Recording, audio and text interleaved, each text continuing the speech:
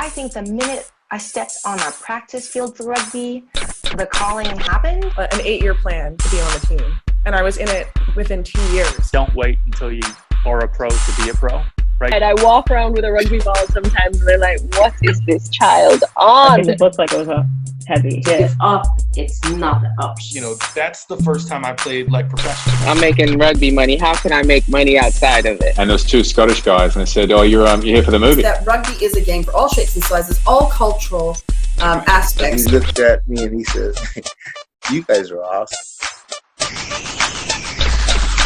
Roll rugby, roll rugby, roll rugby, roll rugby, roll rugby, roll rugby, roll rugby, roll rugby. Yo, what's up, everybody? Welcome to another great episode of Rugby Swag. My name is GiftTime and Bailu, and you have come to the lowest rated show in rugby podcast history. I'm telling you, we can do whatever we want because only the best get to watch it. That's why we're low rated. That's what I'm saying. That's how I claim it. We got a great show. We're going to talk Rugby World Cup Week 1. We're going to talk a little bit of the rugby news that was in the past because, you know what, it's been a while since I got the chance to catch up with you and be able to see you and talk in this manner and put out misinformation with a little bit of real information and then opinions alongside with it. And, of course, what we got for Week 2 of the Rugby World Cup. I'm going to try and get this consistent. I don't do well with the consistency. This is why we're the lowest rated show on rugby podcast history. And don't forget to take that honor all the way with you. Y'all, first and foremost, I'm really excited to be back. Really, really happy to be back. I always enjoy this. It's been a long summer or winter, depending on where you are. I'm in Brazil, so it's been winter time. A lot has happened and not a lot has happened. I like to keep it, nice and inconsistent, all right? But we're back in the new season. New stuff is happening, and we're just going to get wild with this. And thankfully, we're entering to Rugby World Cup, and then right afterward, we got the Olympics. This is about to be a busy 9 months. This is about to get real. This is about to be really, really real. But let's get this started. Third and foremost, please don't forget to tell your people so they can also be part of the lowest rated rugby podcast show in history. Can have them check it out, youtube.com/gifttimerugby. Definitely check out the video show or just take a listen and listen on any of your streaming podcasts. I don't even feel like you have to say it's got to be on Apple Plus. It's got to be on Spotify. It's on everything. It's on everything. Amazon. It's on Spotify. It's on Apple. It's on Google. It's on blah, blah, and blah. It's on everything. iHeartRadio. It's on everything. So just tell your friends, hey, look up Rugby Swag. Come get this swag from the lowest rated show in rugby podcast history and get to be a part of the conversation. All right? This is a select group of people that didn't want to come in, but you did. That's what we do. So let's not beat around the bush. Let's get to it. Rugby World Cup Week 1 happened. We started it, all right? We literally about to start a new rotation starting tomorrow because this is going to drop Wednesday. Technically, these should drop on Tuesday, but it was late. I'm busy, inconsistency. So we started Week 1 and, of course, kicked off New Zealand versus France, which I thought started off as one of the worst games and then ended up being one of the better games. Not the best, but the better games. France, I was expecting to be a choke artist, though I was rooting for them and predicted for them to win. And I know they're not technically the underdogs in it by the betting lines, but culturally have been the underdogs because it's New Zealand. But this ain't the same New Zealand team. I don't know who it is that mollywopped South Africa a few weeks ago, but this team seems to have fears. And they definitely don't play with the same gusto, though they had some great plays. But that first opening match was, I'm not going to lie, I'm kind of glad they put the big names in the same bracket side because I don't want a France-New Zealand finals if it were to happen. Semifinals, I can live with, but not in the finals again. We're not going to do that.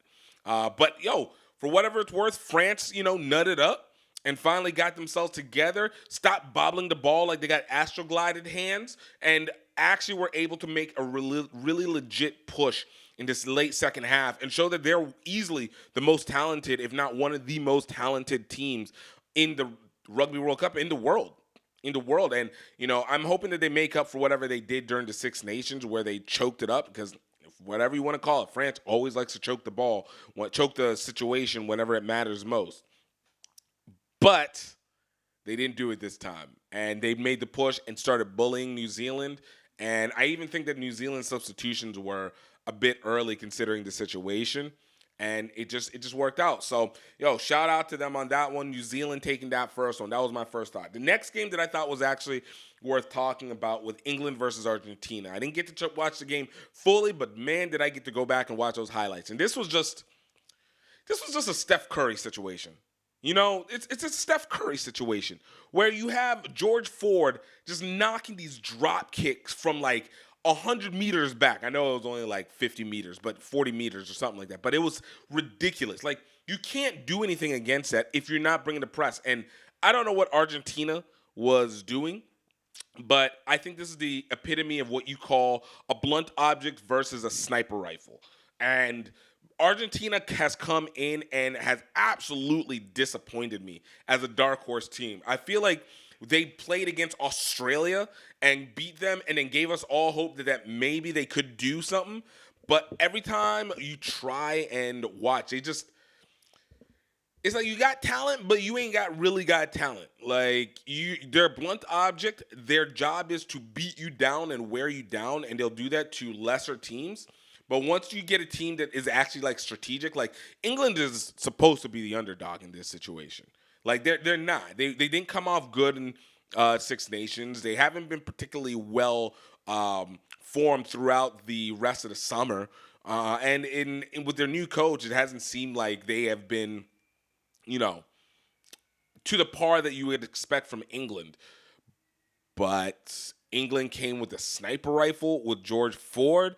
Owen Farrell being off the sideline, Ford at 10, like, the man was killer. Like, it felt like you had Steph Curry and Klay Thompson in, and what do you do whenever you're just raining down threes? What do you do when you're just raining down threes? You can't really do much against it. And Argentina just tried to keep hitting the mid-range. Hey, if we run it down, maybe we can do something. And that England defense was not giving them anything because they're snipers. And this was all kicks.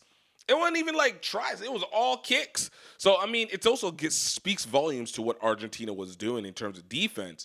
But, again, if you're not stopping the long-range shooters, you're not going to really be able to do much. Like, you can have your battalion, but if you're not taking out archers, you guys are still going to go down. So, England over Argentina, great game to watch. And needless to say, I'm looking forward to seeing what Argentina does because I really did have them as a dark horse for the finals. But I'm now wondering if they're going to even make it out of the group stage. Next one that I think we all want. Actually, I'm not going to go do that one first. I'm going to do South Africa, Scotland. All right. Watch this one in totality. It wasn't the most interesting game, but I do love this. Man, South Africa has speed on the edges. I know it's not an abnormal thing to say, but they got speed on the edges. And if you give them the space, oh my goodness. But what I really love, because Scotland did a good job trying to, press up against South Africa. But, South Africa really is playing like, they're trying to defend. Like they went in. I haven't seen that much thrown bodies in rugby in a while. Like, usually it feels more controlled, but South Africa felt like they were playing with reckless abandon. They were like, hey man, we're going to live or die on this field, and we're just like throwing it at Scotlandville, fast forward. But even with that being said, one thing you could see is that they just weren't getting their place kicking well. Their penalty kicking wasn't being accurate. And I love their scrum. Like, that man is scrappy. De Klerk, he is scrappy. That is a scrappy dude. You can feel like he's going to go. And I know most people who are not casuals, who have watched more over the season, are getting a chance to do it. Honestly, I just got, like, Stars Plus out here, so I just found out how many rugby games I could watch because now I can go get my Brazilian stuff along the way. but it was wild how much he was able to, really get in there and really be a good hitting scrum half. That being said, man, let somebody kind of disrupt that connection between the scrummy and the 10, which is normal, but I don't know how much South Africa will be able to do. And honestly, I will say this. I feel like South Africa is actually a little bit weaker at the forwards, particularly in the props and the hooker, than they were 4 years ago. We know Tendai obviously retired, and so that's a huge loss. But I didn't feel like they had as much power. And there were so many breakdowns in the rucks, in the scrums that South Africa had against Scotland. Scotland just couldn't take advantage of it. But there was so many breakdowns. I thought that was a little bit concerning over the course of the games. But again, it was the first week. South Africa still was able to get the win. And Sia Kolosi looked like he is on a mission. That man is like, I'm about to play in this country as soon as this Rugby World Cup is over, and I'm about to make sure that they know my name. Let me drop my nuts on these people. Let's go. Like, I was like, this man looks like he's on another level of wanting to be able to hit people, and that's what you want from your flankers. That is absolutely what you want from your flankers, and I love every moment of it. The last game that I wanted to talk about was Wales versus Fiji, which I think was one of the most exciting games, and it was most exciting because of the fact that it had like a real story. I don't think any of the other games outside of maybe France, New Zealand really had a great story that goes behind them. Like, there wasn't anything that really got me excited about them. I guess England, Argentina, just because of the fact that Argentina had beaten Australia in the rugby championships, and then of course England and their woes with the transition out of Eddie to who they have now. But the Fiji-Wales one it's like a tale of one coin, two sides. You have one side where the country is historically known for its rugby. It's a centerpiece of it, but its whole professional industry is falling apart in front of it. And they're just fighting to literally keep it up, right? Whereas on the other side, you got Fiji, who has been historically stripped of its players due to its inability to be able to professionalize and be able to create a strong economy around professional rugby. And, of course, players not being able to necessarily play for that side without taking a risk of the country that they're living in where they play professionally.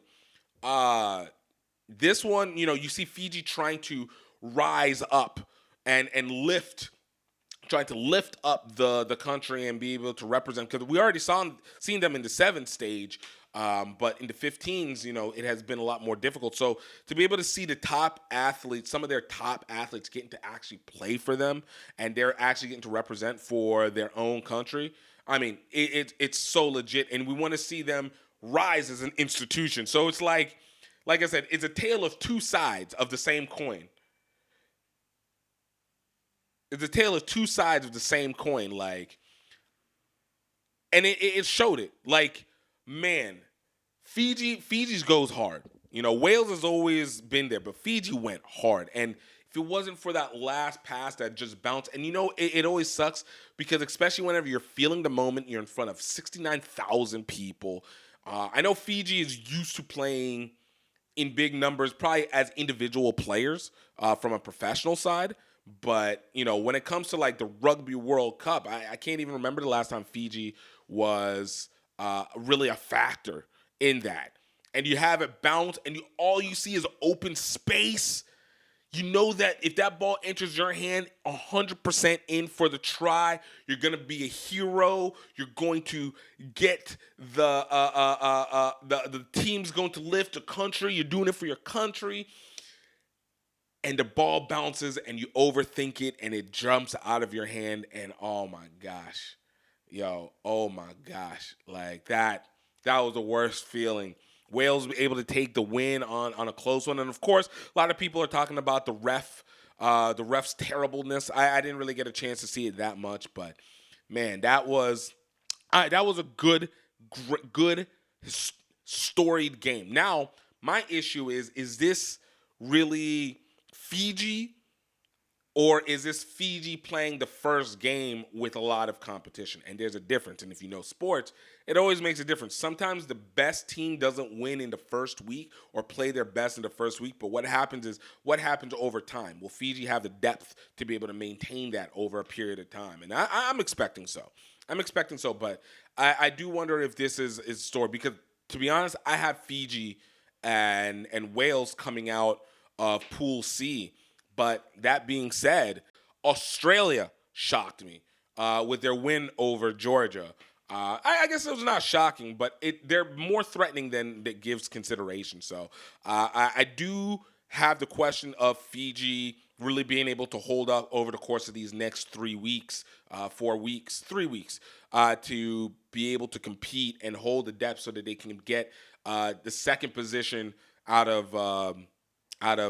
Group C. But Wales, and honestly, I don't expect Wales to lose. I don't think Wales is going to go far in the knockout stage, but Wales has always seemed to historically play pretty bloody well against Australia. So if Fiji can beat Australia, Wales can beat Australia. I mean, it's pretty much lights out for that, and that would be probably a big hit against Eddie Jones on that. But, we'll see. All right. That's enough about talking about last week's Rugby World Cup. I want to bring some quick news, all right, that happened maybe about a week and a half ago. Time changes so fast. About a week ago, World Rugby announced that they are going to be creating, expanding a new streaming service, Rugbypass.tv. So if you didn't already know, last year around October, World Rugby purchased Rugbypass, the well-known rugby streaming subscription channel that basically kind of was doing deeper rugby dives. Primarily was within like New Zealand and those access. I think you could access it everywhere, but mostly New Zealand and England and was a home for most of it. I have not been a huge fan of the purchase, not because I don't think it's a good idea. It's just that I don't trust World Rugby. And so in this, they decided to open up the extent of what Rugbypass can do. Now they're moving it from it being a subscription service to a basically free to air. And if you don't know, Rugbypass / World Rugby also owns into the Rugby Network, which is the MLR's primary streaming network, which is also free. And so I feel like they used the Rugby Network kind of as a testing ground to see what would work if they brought a free to air. And the idea of it is that they want to be able to broadcast the biggest games. Now, on its surface, I actually genuinely think this is a really good idea. I think there's been a lot of games missed, especially from the women's side, where nobody really knows where the game is or there's no real promotion for it. It'll happen on some random YouTube channel, and whether or not it's seen or focused, you just don't know. Even worse is whenever sometimes the games aren't even featured. So I think during the Super Rugby Americas, so many games were not broadcast live for whatever reason, which is a massive loss whenever you're investing in a international competition like that, especially whenever you're trying to be able to build those test matches for the future. And then I think we had things like the Pacific Cup, which was with the women, and Pacific Nations Cup or something like that, where, again, hard to find the games. So to be able to know that there is a specific service that will hold at least those games, and if there's already rights held by another network, those end up getting obviously geographically blocked, but everybody else can know exactly where to go, or you can VPN it and find it in that location anyway. So it works either way. That being said, this is where my trade back goes into, and I think we're seeing it even right now in the Rugby World Cup. World Rugby is notorious for doing a terrible job in distribution in their media, what do you call it? In highlights and videos, basically. like with the Rugby World Cup, they really end up blocking or DMCAing a lot of people for sharing or using footage from the games without their permission on social media. If this was 2012, which, you know, it would make sense because people didn't really know the concept of bootlegging and what would be the impact of being able to share footage. But in 2023, DMCAing clips, I'm not even talking about the broadcast itself, clips of games, the things that people create fame from, the things that we make memes of, the things that you actually use to market your game without actually having to spend money on marketing. They DMAC those things. And I think that is a massive issue. And if World Rugby is doing that with their biggest competition, you know, I feel like they're going to make it worse for the smaller ones that end up being on that platform. On top of that, I also feel like there's this growing concern that they're going to keep trying to eat up more of rugby rights holdings. So, especially when it comes to international rugby, technically all these international teams are under the proverbial ownership group of World Rugby. So even though there's individual governing bodies, and yes, they can basically negotiate their own media deals, ultimately they still have like permissions, especially if they've received investment money from World Rugby, that World Rugby still gets first right of refusal in essence, and can come in and deal those media rights themselves. The U.S. has absolutely done it. Of course, we've messed up on so many media rights deals, so it makes sense to do that. But you know, for especially these smaller countries on the come up, I think that there is always a little bit of a growing concern that if there is events or competitions that they want to do that might not be intended for World Rugby, but they use test rugby teams, I don't know. I feel like World Rugby now has far more control over how they are able to position themselves, and whether that's good, I don't know if that's always good, especially because I don't think World Rugby, though I will give them their credit, they've tried to do better in diversifying the people on their council from different areas of the rugby world, and obviously with women. But I don't think that they have a good handle on countries, mainly with the U.S. and a lot of North America. Really, the Americas in general. I feel like they're not really good with the Americas because they don't know how to deal with us. Even Canada, I think, has its own kind of characteristics. I don't really know because I don't pay attention to Canada like that. Go USA. But I do worry that they're going to create issues that would make it difficult for test teams to be able to participate in other competitions without World Rugby needing to give permission for that. And I know there's governing body stuff has to go with some of it, but that's different. That's still localized. But the idea of Rugbypass TV, which is active now, you can actually go check it out. It's basically, if you're in the States, the Rugby Network, but with a little bit more expansion. I do wonder how they expect Rugbypass subscriptions to continue on, but I'm guessing they're going to probably put some deeper content inside that or completely erase the subscription concept, which then makes me go like, how are you guys going to make your money and how much are you going to get put ads against your games? Because honestly, it's one of the biggest gripes I have with the Rugby Network, that you don't put enough ads against it, because despite it being free, which means you don't do a good job in being able to create more content that can be more appealing, and really just trying to go off of the we'll give you press, when it's like it's not enough. You can do that with social media. Anyways, I'm very much wondering what the outcome of Rugbypass.tv will be with World Rugby as they continue to build their media arm and really try and spread themselves in this like colonialist kind of spread over the rugby world. It makes me nervous.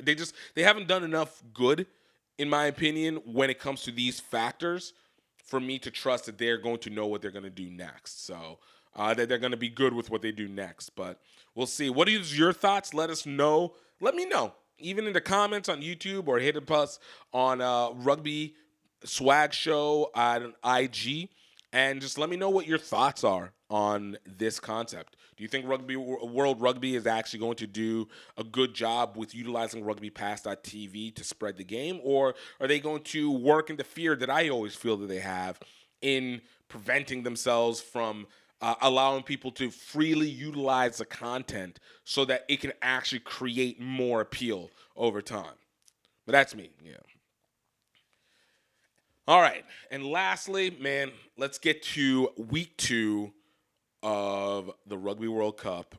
This is where, we got week 2. We got some, actually, to be honest with you, I think this might be the worst slate of matchups that you'll have in this competition. Most of these feels like a big dog versus a cupcake, comparatively, except for one game. But we're going to go down list by list by list, all right? Starting off first, we got France taking on Uruguay tomorrow on Thursday, the 14th.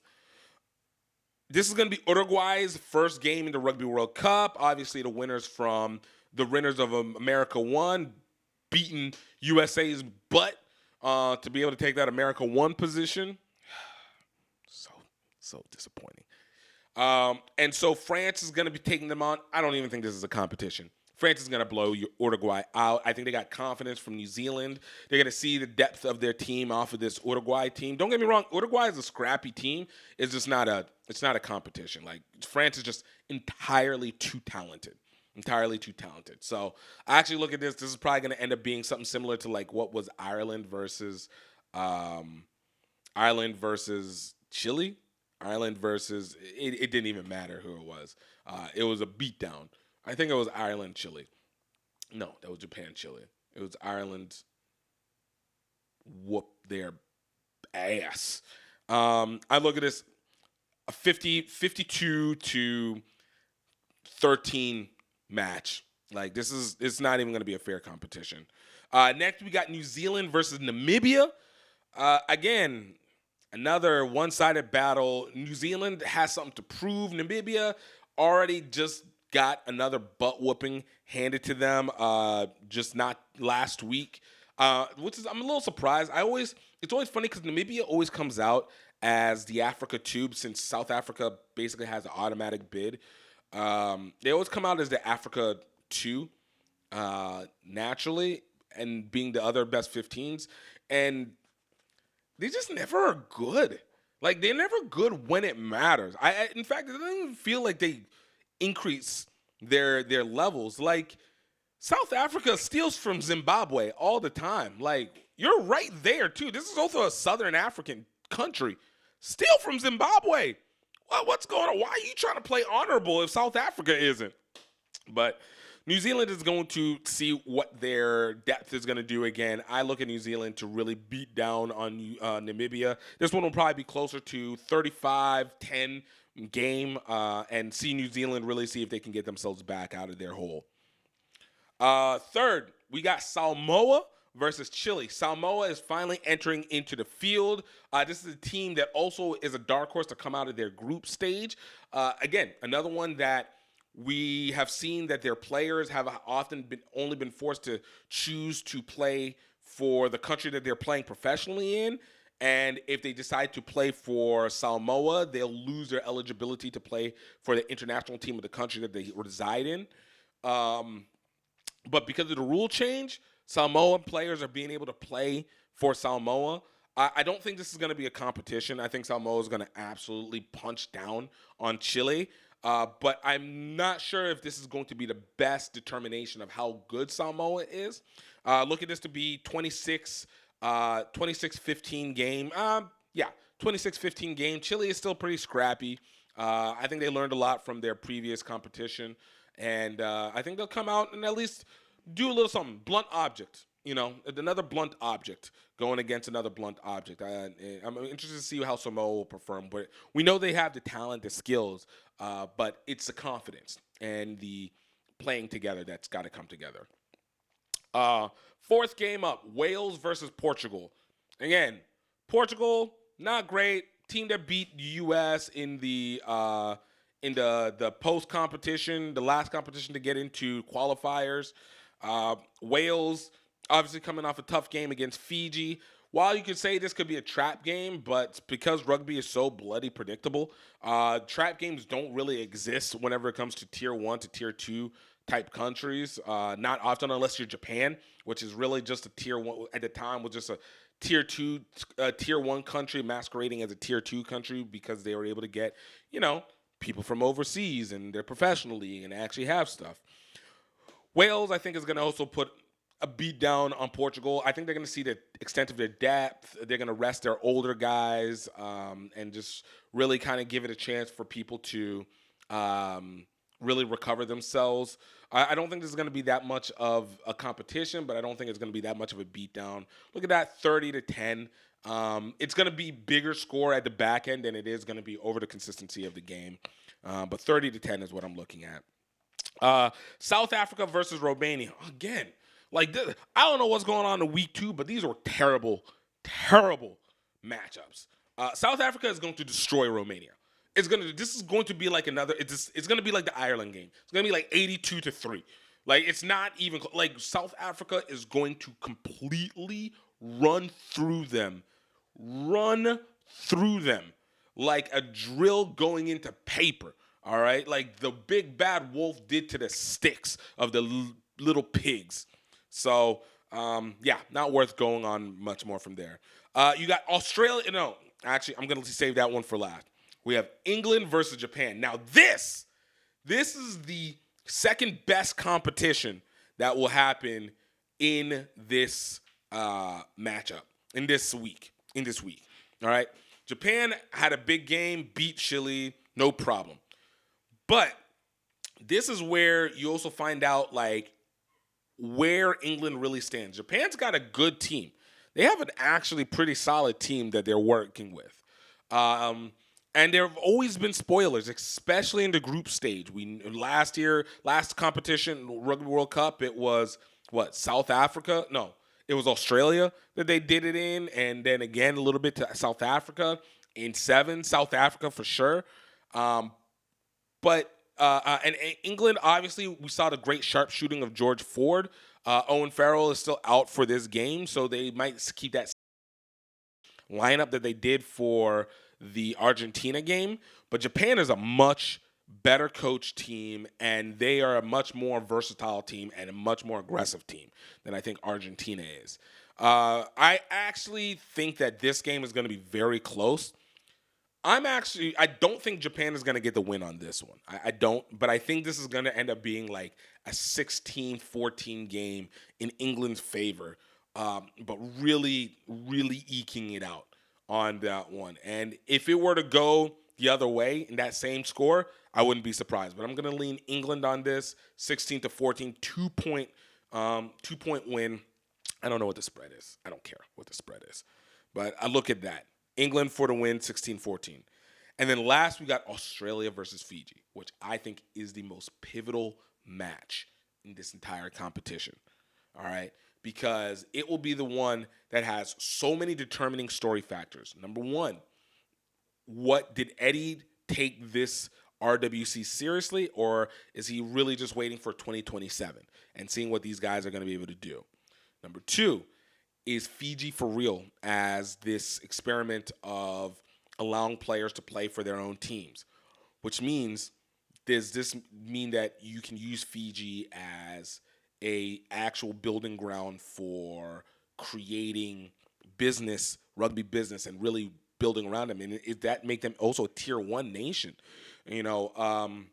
While it doesn't answer all those questions at once, if Fiji wins this, I feel like they're basically a lock for getting out of the group stage, being in the top 2 of their group. If Australia does, I think that, ironically, is probably going to be the biggest upset. Because while Australia has a history on their side, this team hasn't been good. Again, the Georgia game isn't a great competition, and honestly, they struggled more than I would have expected them to against Georgia. And Georgia is a good team, don't get me wrong, but they struggled more than I expected them to. But Australia obviously has the history on their side. You have the money. They have talent. But they haven't been a great talent the last few years. Obviously, this is why Eddie Jones kicked in over the summer because they needed to see what Australia can do. They needed some new coaching blood in there. And, this is a tough one. I'm actually going to go Fiji for the win in a 21-14 game. I do feel Australia has depth, but I think Fiji has the will. And I think whenever it comes, especially with Fijians, if you feel like you have your whole country on its back and this is everything they're putting into, that's like, whenever Goku is creating the spirit bomb and asking for help from the rest of the world. Like, it's feeding in. Australia, I don't think the country of Australia cares about Australian rugby union national team. I don't think they care about these Wallabies because the Wallabies haven't really done a good job in rugby union, not a great job of developing in Australia. But I don't think Australia has the same support. I think they're just playing to play hard because they know how to, but I don't feel like they have that engine behind them. And I think Fijians have that engine. So I'm putting it Fiji 20-14 over Australia to get the win. Don't do me wrong, Fiji, man. Spirit bomb, baby. Spirit bomb. And y'all, that's all we got for today. I hope you guys enjoyed it. Thank you so much for taking the time to listen. Please don't forget to subscribe on YouTube and definitely on your streaming, however it is that you're streaming the show on podcast. If you're already streaming, tell your friends about it so that we can continue to be the lowest rated rugby podcast in the world. All right, we want to bring you into the community. Let's talk about this because we ain't trying to be like everybody else. We ain't got time for that. But y'all, I hope you have a great one. I hope you have a great day. And please, I hope that you're happy. I hope that you're healthy. And most importantly, I hope that you know that you are highly favored. Until next time, y'all, talk to you later. Cheers.